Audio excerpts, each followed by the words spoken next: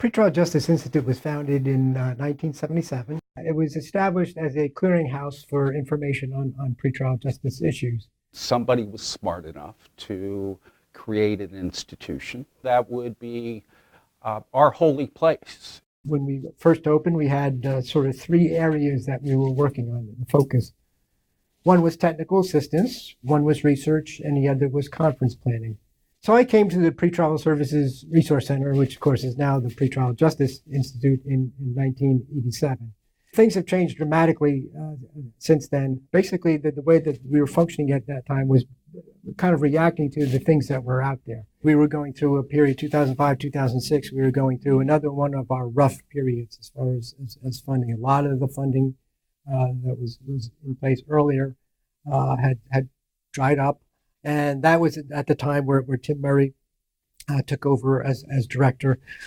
So he walked into a very, very difficult situation. We arrived in March of 2006, if you can believe that. We spent, I think, the first 6 months trying to make sure that it didn't go completely out of business and trying to figure out how to take the vision that you had for what the place could be and find folks who are willing to invest in that vision. He and Sharice working together really did a tremendous job to kind of pull us out of that situation, to give us a new focus, a new energy, a new way of looking at things that I think really made us into what we are today. I remember quite clearly going around Washington, D.C. to visit all the other nonprofits, and time after time, people would say, "Oh, the Resource Center's still in business? We thought it closed down." And and that broke my heart. And thinking about how to reinvent it included a number of changes, I think. One was to change the name into something that more accurately reflected the work, because the work was changing. We made the deliberate move away from focusing on programs to focusing on systems and communities. The goal was an odd one, I think, and maybe unique to us at that time, in that our goal was to get out of the spotlight, not to be the only people identified with pretrial, but have a whole cast of characters. And so we went after obvious targets like counties, went after chiefs of police, legislatures, chief justices, prosecutors, defenders.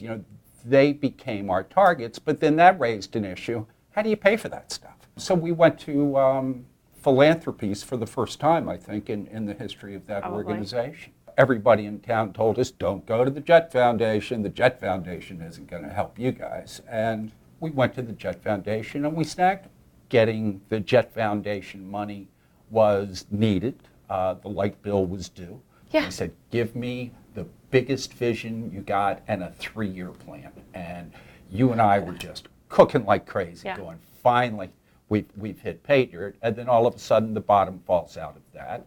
And I got an email one Monday morning as I got to work saying, we've closed, there's no money, and if you have a grant coming, don't wait up for it. The Jet Foundation was one of the many victims of the Bernie Madoff scandal. I remember Googling it because I thought it might be one of those hoax. I thought it was a joke. Yeah. Because who would do that? It was like 3 days before Christmas. I know. Who would be so cruel? But we adapted and we persevered. We literally would not take no for an answer. You are a little stubborn. We were polite. Yeah. We were polite. But if you said no, we'd say, okay, see you in a few minutes. That's right. And we just didn't give up. Police chiefs did start putting out publications and talking about this stuff. Chief justices did start taking national stands. And we pulled off probably the coup of the century. This symposium marks an important step forward in what I know and what I pledge will be an ongoing conversation about how we can achieve safe and fair pretrial release and diversion practices in our communities, and in so doing, make our justice system both more effective and more efficient. That is a cornerstone event, and it is one that I think actually marked a turning point for this work. Created a push that a lot of people realized they needed to be part of. I think one of the reasons that PJI stands on such strong legs is we went after this as a systemic issue, not as a bail issue. I actually feel like part of the future mandate of PJI is to return to our roots as providing sort of the highest quality technical assistance and training to the field.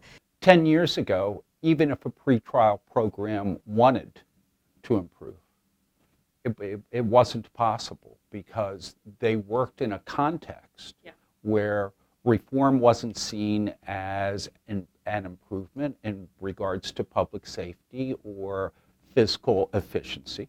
Now they can aspire to national standards, and more jurisdictions are demanding that their programs work up to the goals and ideals that have been promulgated by the Pretrial Justice Institute. And now, more than at any other time in history, is when they need the help to do so, to bring these visions into reality.